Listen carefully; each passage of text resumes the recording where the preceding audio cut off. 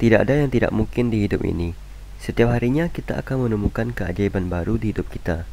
Ini ceritaku menemukan keajaiban yang mengubah masa SMA aku berawal dari satu kebiasaan.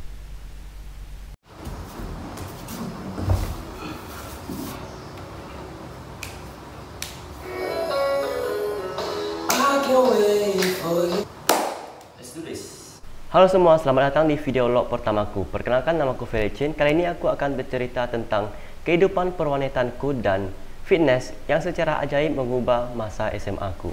Oke, aku mulai dulu dari zaman sebelum aku masuk SMA. Jadi bisa dibilang tuh aku dulu anak warnet banget. Jadi aku udah main warnet dari usia 6 tahun atau masih taman kanak-kanak. Ya, serius. Waktu itu aku masih ingat banget, aku minta tolong kakaknya temanku untuk buatin aku akun Facebook, biar karena waktu itu aku pengen banget main game yang bernama Dragon City dan juga Ninja Saga. Jadi karena untuk main game itu perlu akun, jadi aku minta tolong untuk buatin akun biar aku bisa main game itu. Jadi aku dari TK itu udah ada akun Facebook. Tapi kalau dipikir-pikir kedengaran biasa aja ya untuk zaman sekarang, karena semuanya udah gampang akses internet. Tapi pada waktu itu anak TK ada Facebook tuh unik banget menurutku sih. Dan aku juga bisa dibilang pemain warnet yang hardcore. Segimana hardcore-nya aku, jadi aku bakal ceritain, anggap aja hari ini hari Minggu lah ya, soalnya hari Minggu kan nggak sekolah. Jadi pertama aku bangun pagi, sarapan sama mandi, terus habis itu aku langsung cabut ke warnet yang kebetulan ada di samping rumahku, yang dimana warnetnya tuh belum buka. Warnetnya tuh baru buka jam 8, jadi aku udah nungguin di depan, dan pas pintunya dibuka tuh, set gitu kan, aku langsung lari cepat-cepat ke dalam biar aku bisa dapat tempat favoritku, komputer favoritku. Padahal kalau dipikir-pikir nggak ada yang berebut juga sih sama aku, karena aku adalah pelanggan pertama. Dan aku main tuh dari jam 8 sampai jam 12 siang. Dan jam 12 siang tuh aku harus pulang sebentar untuk makan siang biar nggak dicariin sama orang tuaku. Dan makan siangnya juga biasa aku buru-buru. Bahkan sering nih kalau lauknya aku nggak doyan gitu kan, aku pura-pura makan aja biar cepat. Jadi aku ambil nasi, ambil lauk, terus aku lihat kanan kiri. Kalau aman langsung ku buang. Ya biar orang tua aku ngira aku ada makan aja. Karena nggak makan siang di rumah, aku jadi sering jajan mie instan mentah. Jadi aku beli mie instan di samping warnet, ada warung. Terus ku buka, ku remes-remes, masukin bumbu-bumbunya dan langsung dimakan. Jangan ditiru ya, aku cuma pengen kalian tahu aja segimana candunya dulu aku sama warnet. Jadi aku nggak pikirin apa yang masuk ke dalam tubuhku, yang ku pikirin hanya aku pengen cepet-cepat main warnet aja. Aku juga bingung kok aku bisa hidup ya pas itu.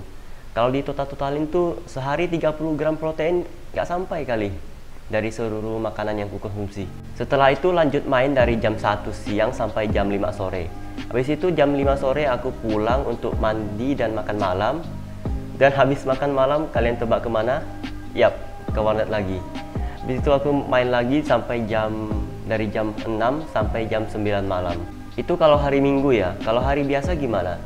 Ya sama aja sih. Tapi kegiatan warnetnya dimulai dari aku pulang sekolah. Jadi jam 12 siang aku baru main warnet dan sampai jam 9 malam lagi. Jadi aku nge-warnet tuh 7 sampai 11 jam sehari. Sampai aku kelas 8 SMP. Itu kalau ditotal-totalin uang yang kuhabiskan untuk billing warnet bisa kali build satu PC high-end atau beli satu motor Kawasaki 250 SL. Tapi aku nggak pernah menyesali masa kecilku dihabiskan di warnet, karena di warnet lah aku mendapatkan pengalaman yang mungkin nggak akan aku dapatkan kalau aku cuma main game di rumah. Di warnet lah aku belajar jual-jual item, ketemu dan interaksi sama orang-orang baru. Di warnet tuh kalian bisa ketemu macam-macam orang, mulai dari orang ngurusin kerjaan, kerja tugas, cari jodoh, cari hiburan, orang ngelem, ya macam-macam lah. Dan juga biasa aku bantuin abang warnetnya kalau dia lagi keluar ada urusan. Jadi aku printkan tugas orang, dan juga isikan billing, dan lain-lain lah. Udah kayak punya aku aja itu warnet. Dan disitulah aku dari kecil udah terbiasa berinteraksi sama orang banyak. Dan aku akui warnet itu berpengaruh banyak sekali untuk terbentuknya karakterku yang sekarang. Jadi aku dari tadi cerita soal kehidupan warnetku untuk memberitahu kalian seberapa berdampaknya warnet bagi hidupku dan juga seberapa kurang giginya aku dulu. Dan tentu aku merupakan satu dari yang paling kecil di dalam kelasku. pada saat awal masuk SMA, aku berat badannya 51 dengan tinggi badan 160 cm. Dan juga tipe badanku adalah ectomorph, yang dimana badanku memiliki metabolisme yang sangat cepat. Jadi aku kesulitan untuk menambah berat badan. Aku mau makan sebanyak apapun, makanan-makanan berminyak, berlemak, ya makanan tersebut akan jadi nggak ada artinya, ngalir aja gitu, zet gitu, jadi pup. Bahkan untuk menambah lemak dalam tubuh aja itu udah susah, apalagi untuk menambah massa otot gitu. Dan aku bisa dibilang kurang percaya diri sama badanku sendiri. Tapi kurang percaya dirinya di sini bukan kayak yang nggak mau ketemu orang baru, nggak mau bersosialisasi, nggak.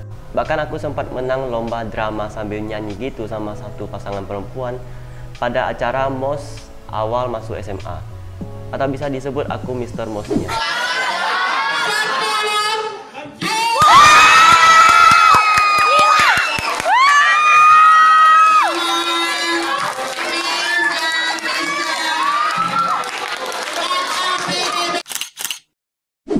Jadi aku lebih gak pede tuh ke arah fisikku. Dan juga di sekolah aku sering main basket, jadi sering kontak fisik sama temanku. Dan aku ingat banget nih, pas itu temanku mau play up gitu kan, diambil bola, dia lari, pup gitu kan, kena aku bisa terpental atau bahkan jatuh. Bahkan nih aku ikut extra drum band di sekolahku, aku dikasih bagian simbal. Simbal itu yang ceng, tereng, teng, teng, ceng. Karena alat simbal itu alat yang paling ringan dan paling cocok untuk aku yang kurus kerempeng. Dan itulah yang memotivasiku untuk membangun otot atau biar lebih berisi. Dan dengan tipe badanku yang ectomorph, satu-satunya cara yang bisa aku lakukan adalah dengan weight training atau latihan beban. Karena dengan latihan beban lah aku bisa merusak sel-sel ototku, dan otot-otot tersebut akan membesar jika dibarengi dengan proses pemulihan dan pola makan yang benar. Dan aku juga emang udah hobi workout dari dulu. Jadi sebelum aku ke gym tuh, aku udah home workout sendiri di rumah dengan dumbbell yang aku buat sendiri dari semen. Dan aku lihat video tutorialnya home workout di YouTube, dan itu berjalan selama setengah tahun. Jadi karena ngerasa progres badanku udah nge-stuck karena latihan di rumah aja, dan kalau aku mau berprogres lagi aku harus membuat dumbbell baru yang dari semen, ribet gitu kan. Jadi itu yang mendasariku untuk pergi ke gym. Aku mulai fitness dengan pergi ke satu-satunya gym yang ada di kotaku, yang bisa dibilang kecil sih. Intermezzo sebentar, bahkan di gymku nggak ada squat racknya. Jadi kalau aku mau latihan kaki dengan squat, harus pakai alat ini, yang sebenarnya untuk latihan dada.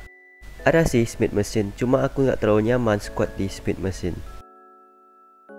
Dan pada saat awal-awal latihan, kita sebagai pemula gitu kan, pasti nggak tahu mau ngapain gitu, nggak ada program latihan, nyobain semua alat.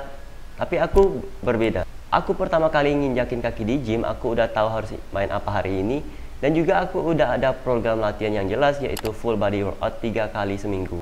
Karena sebelum aku ke gym, aku udah searching di Google, lihat video YouTube, baca-baca jurnal orang tentang program latihan, pola makan, dan juga recovery. Ini penting buat kalian yang mau mulai gym untuk searching dulu atau belajar dulu di internet sebelum kalian ke gym.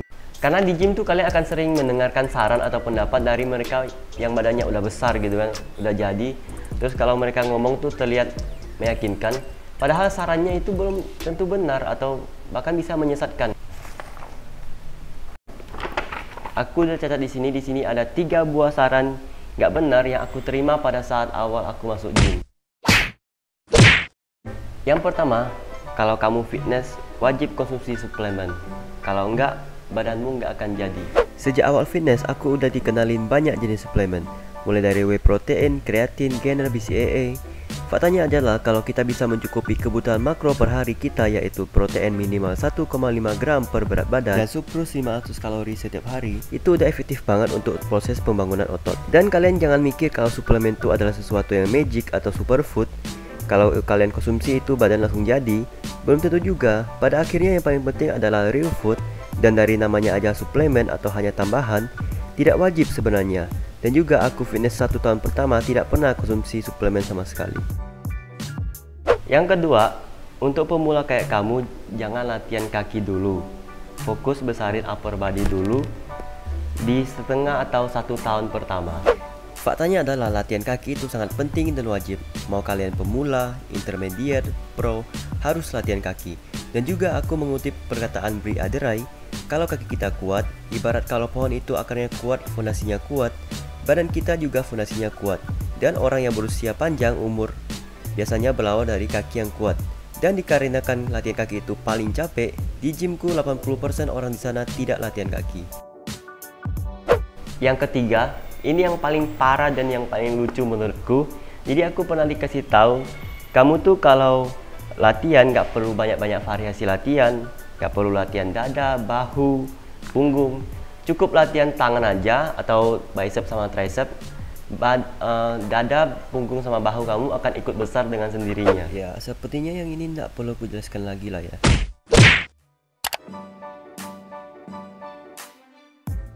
Dan yang ngomong tuh emang badannya besar, tapi cuma di tangannya aja. Dan dadanya kecil, punggungnya nggak lebar. Jadi malah kelihatan lucu itu badannya karena nggak seimbang gitu. Tapi ya nggak semua saran-sarannya aku terima nggak benar sih. Ada juga yang benar. Tapi itulah pentingnya untuk kalian belajar dulu sebelum ke gym. Biar kalian ada pengetahuan dasar untuk memfilter saran-saran yang kalian dengarkan.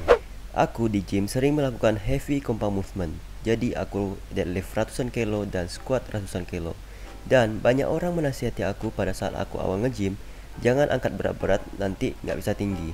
Aku tahu maksud mereka baik menasihatiku, tapi menurutku nggak ada hubungannya angkat beban berat dengan tinggi badan. Semuanya balik lagi ke teknik. Kalau teknik angkatannya benar, nggak ego lifting, dan jangan sampai cedera, ya sah-sah aja menurutku.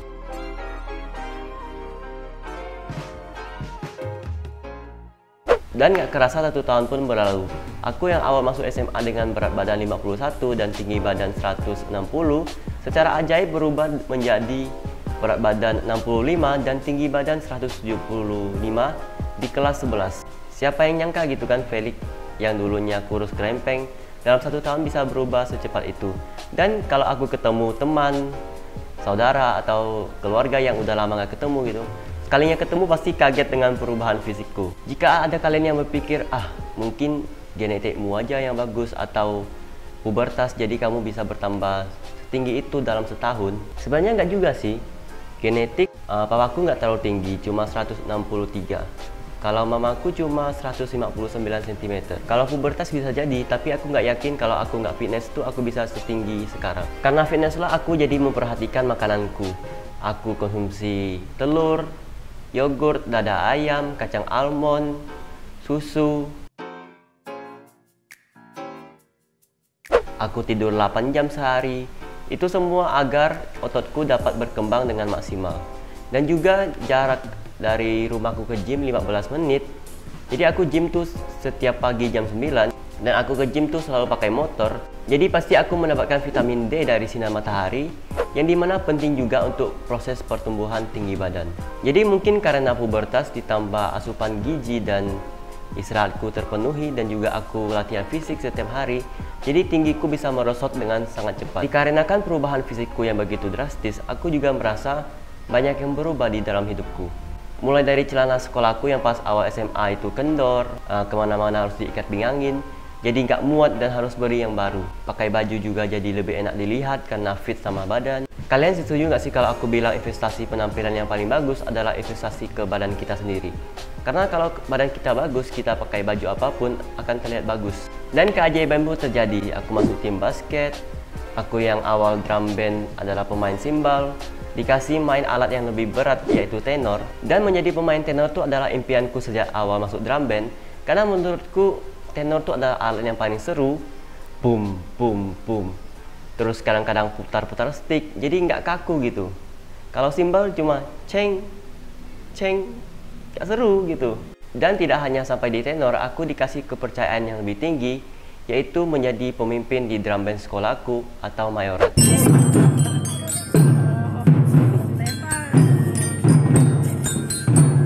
Ini pertama kalinya drum band sekolahku ada mayoret laki-laki, yang artinya aku menjadi mayoret laki-laki pertama di sekolahku. Dan baru-baru ini aku terpilih menjadi ketua OSIS periode 2020 dan 2021. Memang sih semua keajaiban itu tidak serta-merta karena aku fitness, tapi semuanya berawal dari satu kebiasaan ini. Oke, sampai jumpa di video selanjutnya. Habis ini langsung ke gym.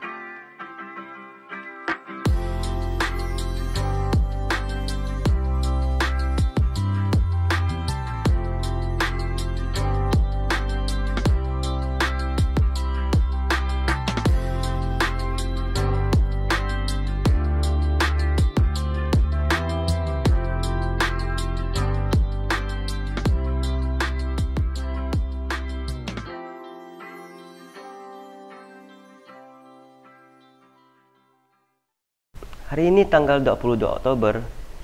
That is mean this week is my 2 years anniversary with the